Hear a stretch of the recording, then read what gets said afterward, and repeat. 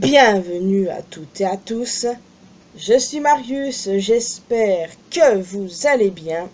Alors bien évidemment, il y a des tas de choses à dire sur ce chapitre absolument insane. Nous avons enfin eu le face reveal d'un des personnages qu'on attendait le plus. Il y a Imu et il y a ce personnage. Clairement, quand Imu sera révélé, là ce sera encore plus une dinguerie. Genre on a eu Loki, on a eu ce personnage, et vivement qu'on ait Imu. Cet arc c'est vraiment une masterclass. Il y a rien de plus à dire que ça, très clairement. Et s'il y a encore des gens qui osent dire que cet arc est merdique, là il y a un gros problème. Autant laisser tomber, hein. Lâchez One Piece, c'est plus fait pour vous, c'est tout. Qu'est-ce que vous voulez que je vous dise de plus? Genre comment tu peux te dire que cet arc est merdique? Enfin bon, comme c'est devenu normal de critiquer One Piece. Enfin bref, je m'égare, alors autant rentrer dans le vif du sujet, mais avant ça, un mot sur la première page, bien évidemment. Suite des mini-aventures de Yamato, où ce dernier, accompagné par Kiku, Ocho, Ulti et Page-One, visite la tombe d'un héros de West Blue, élevé à Ringo. Voilà que s'ajoute un nouveau mystère. Qui est ce héros au juste? S'agit-il d'un personnage qu'on a déjà rencontré? Mais personne ne correspond à cette description. Affaire à suivre. Nous continuons 63 ans avant le présent avec une transition fluide vers le flashback de Big Mom qui a causé la mort de Yorl. Une série de catastrophes naturelles a suivi peu après. Incendies de forêt, vents dévastateurs et vagues de froid, au point de provoquer une famine généralisée à Elbaf. Ces événements rappellent fortement le mythe du Ragnarok, où la grande fin du monde est précédée d'une série de calamités, la plus emblématique étant Fimbulvert, un hiver de 3 ans d'un froid immense et dévastateur, apportant une famine en raison de récoltes de souffrance, tout comme nous le voyons ici dans le passé de Loki. Astrid blâme Loki pour ces calamités et refuse de le reconnaître comme son enfant, au point de ne plus l'appeler par son nom. On peut voir que Loki, bébé, est presque aussi grand que les gardes. Ce pauvre petit voulait juste être aimé par sa mère. Ça me fend le cœur. Quoi qu'il en soit, Astrid finit par mourir 1 an après la naissance de Loki. Un bon gros jet dans sa face d'ailleurs. Ses funérailles ayant eu lieu plus tard dans le chapitre. La famine n'a duré qu'1 an d'ailleurs. Nous avons vu un village se faire attaquer, ce qui provoque un conflit entre les habitants d'Elbaf. Une folie qui pousse l'un des géants à tenter de tuer Ajwudin et Ida par la même occasion. Mais heureusement, Harald revient de son voyage et les sauve tous les deux, finissant par rétablir l'harmonie dans le pays en demandant l'aide de tous les royaumes humains avec lesquels il s'est lié d'amitié au fil des ans. Notons que parmi les bateaux venant en aide à Elbaf, il y en a un qui est très similaire à la flotte Apu. Elbaf aurait donc été allié à Kanokuni? Pour le coup, ça semble être le cas. Donc à ce moment-là, Astrid est déjà morte et Harald, malgré tout, pleure sa disparition et rencontre ensuite Loki pour la première fois. Loki qui a à ce moment-là les yeux bandés. Les gardes n'ont pas totalement dit la vérité à Harald concernant ses yeux. Ce dernier, remarquant des bleus sur le corps de son fils, et attribue son absence d'émotion à la perte de sa mère, alors que c'était tout le contraire. Harald est un type bien, mais c'est un mauvais père, car il n'a pas remarqué ce qu'il se passait réellement avec Loki. Ce gamin a perdu toute foi en l'amour, c'est d'une tristesse absolue. Bien trop occupé pour pouvoir élever Loki, Harald le laisse à son oncle, le frère aîné d'Astrid, qui continue de le maltraiter. On voit donc un Loki en pleine croissance, son sourire à peine perceptible. Il a été mentionné que peu après sa naissance, Loki aurait tué le cheval porte-bonheur qu'Astrid a offert à Harald. Alors on ne sait pas s'il l'a vraiment tué, mais s'il l'a fait, c'est très probablement parce qu'il lui rappelait sa mère. D'ailleurs, chose intéressante à relever, ce cheval s'appelle Asla, et visiblement, il doit son nom à la reine nordique Aslaug, car en faisant des recherches, vous découvrirez qu'elle était la mère du roi nordique Sigurd, alias œil de serpent, dont on disait qu'il était né avec une tache de naissance dans l'œil, donnant l'impression que le serpent monde Jormungand lui-même, ou l'Ouroboros, selon le mythe, y avait été trouvé. Tout ça pourrait avoir un lien avec les yeux reptiliens de Loki, un lien potentiel entre lui et le serpent monde. C'est clairement pas pour rien, je pense. Donc peut-être que le pouvoir de Loki est lié à un serpent. En tout cas, tout ceci est très intéressant. De plus, peu de temps après, son oncle est à son tour retrouvé mort dans les enfers. Clairement, celui-là, il ne manquera en personne, hein, comme sa sœur.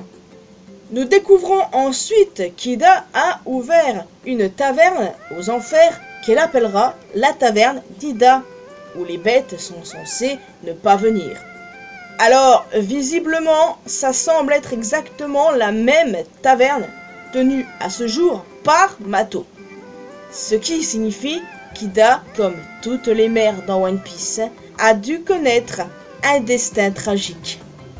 Et du coup, ce qui aurait fait péter les plombs à Harald, comme je l'ai dit dans la review précédente.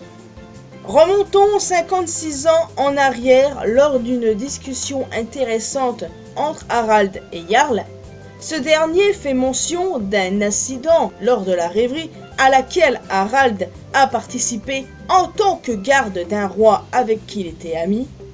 Il a également fait une demande au gouvernement mondial que ces derniers ont refusé. Peut-être qu'Harald a demandé à ce que Elbaf rejoigne le gouvernement mondial afin d'être connecté au monde et de faciliter les échanges entre pays. L'incident dont il est question est en fait un assassinat, mais nous en parlerons plus tard. Jarl a abordé un sujet plutôt intéressant. Il a mentionné un groupe de géants charpentiers connus sous le nom Galela. Cela vous semble familier, n'est-ce pas? Galela Company, Water 7. Il est clair que ça n'a rien à voir, que ce n'est pas la même chose. Et surtout, visiblement, ils ne s'écrivent pas de la même façon en japonais. Alors, au final, ça reste des charpentiers, mais ça n'a absolument rien à voir. Et c'est vachement intriguant. Il s'agit de guerriers robustes ayant réellement existé. Harald pensant même qu'il s'agissait d'une légende, mais Jarl lui a confirmé que ce n'était pas le cas. Et, toujours selon Jarl, il existe des rumeurs concernant un autre groupe de géants qui serait gelé quelque part. Cela ne vous rappelle rien? Plongeons-nous plusieurs chapitres en arrière. Il s'agit très probablement de ceux que l'on a vus à Pont-Khazard dans le chapitre 660. Et si on compare ces gars-là aux silhouettes des Galela, il devient un peu évident qu'il s'agit d'un seul et même groupe. Ils ont été capturés par le gouvernement mondial et emmenés à Pont-Khazard pour y être expérimentés. Tout fait sens. Oda est un génie. Vraiment, rien n'est laissé au hasard. J'ai l'impression que tout le monde, ou presque, avait oublié ce groupe de géants emprisonnés sous la glace à Pont-Khazard. Alors que là, ça a totalement du sens avec les paroles de Jarl. Genre, Oda, il prend son temps, hein, mais il n'oublie rien. Voilà pourquoi, pour moi, il est le mangaka qui gère le mieux son œuvre. C'est tellement satisfaisant de voir quelque chose, plusieurs années plus tard, être mentionné alors que tu pensais que ce serait plus mentionné. Mais j'ai foi en Oda. Donc certaines choses mentionnées ne tarderont pas à être révélées de toute façon. Comme je vous l'ai dit, on est au point culminant. Ce qui veut dire que la fin de One Piece approche de plus en plus. Donc très clairement, on va avoir pas mal de révélations par rapport à des éléments montrés dans plusieurs chapitres en arrière dans le manga. Bah voilà, vous voyez ce que je veux dire. Il y a 48 ans, Loki déchaîne ses bêtes de l'enfer pendant qu'Harald est parti en expédition. Et visiblement, ce n'est pas la première fois qu'il le fait. On retrouve une scène familière où Loki s'en prend à Ajrudin, le rabaissant et insultant sa mère. En réalité, Loki a désespérément besoin d'attention et d'amour, alors il essaye à sa manière de se rendre important et d'attirer l'attention. Il cherchait un endroit où s'intégrer, seul et privé d'amour. La scène où il a tenté de mettre fin à ses jours m'a arraché le cœur. Un gamin qui tente de se suicider comme ça, bah ça me rappelle vachement Robin. Vous savez, dans ce flashback, il y a littéralement une scène qui montrait en gros qu'elle avait envisagé de le faire. Là, Loki l'a tenté à la manière de Kaido d'en finir avec sa vie, mais il n'y a pas réussi. C'est impossible pour lui de mourir. Et c'est horrible parce que c'est un gamin. Un gamin qui veut en finir avec sa vie parce que tout le monde le rejette en fait. C'est horrible. C'est fort, dur et très violent. Et en plus de ça, il est tellement Mugiwara coded. Vous savez déjà ce que je pense de ça, mais c'est un personnage qui me touche énormément, Loki. Ça me fait mal au cœur. Et c'est là que, à la fin du chapitre, Rox dit Xebec nous est enfin révélé. Et il est confirmé qu'il est le père de Barbe Noire. Accompagné par Newgate, Shiki et Stussy, Xebec confronte Loki et lui demande si Harald est là. Xebec est l'homme qui a commis l'assassinat à la rêverie. Il a tué un amiral de la marine. Et je me demande ce qu'il veut à Harald. Veut-il qu'il rejoigne son équipage? C'est très possible pour le coup. Mais en tout cas, là, Xebec qui tue un amiral à la rêverie, c'est pas la première dinguerie qu'il a fait, clairement. Pour moi, il n'a pas volé sa réputation et j'ai hâte de découvrir ce qu'il a fait d'autre. Et surtout ce qu'il veut à Harald, s'il veut le recruter ou bon, whatever quoi. En tout cas, Teach a donc pris le nom de sa mère au détriment de celui de son père, faisant ainsi un parallèle avec Ace. C'est une théorie que j'avais il y a 4 ans de cela, et même si j'aimais bien celle concernant Baggy, j'avais pas lâché celle-ci pour être honnête. Et là, c'est confirmé. Et en même temps, fallait s'en douter, puisque Saber of Xebec, c'est le nom du navire de Barbe Noire. Donc, à partir de là, pour moi, ça paraissait évident. C'est vraiment génial, bordel. Comme je vous l'ai dit, là, avec la révélation de Xebec, la révélation sur Imu sera incroyable. Ah, j'ai super hâte. Par contre, il y en a beaucoup qui se plaignent du design de Xebec. C'est quoi le problème, au juste? Pour moi, le design de Xebec est excellent. Il dégage un certain charisme, il a du flow, enfin, pour moi il est bien. Enfin bon, on m'a pourtant juré que One Piece c'était de la merde. Bon écoutez, laissons-les croire ça. Alors que, pour moi, je l'ai dit tout à l'heure, hein, Oda est sans aucun doute le mangaka qui gère le mieux son œuvre, donc chut. En tout cas les amis, je vais vous laisser ici, j'espère que vous avez apprécié cette vidéo.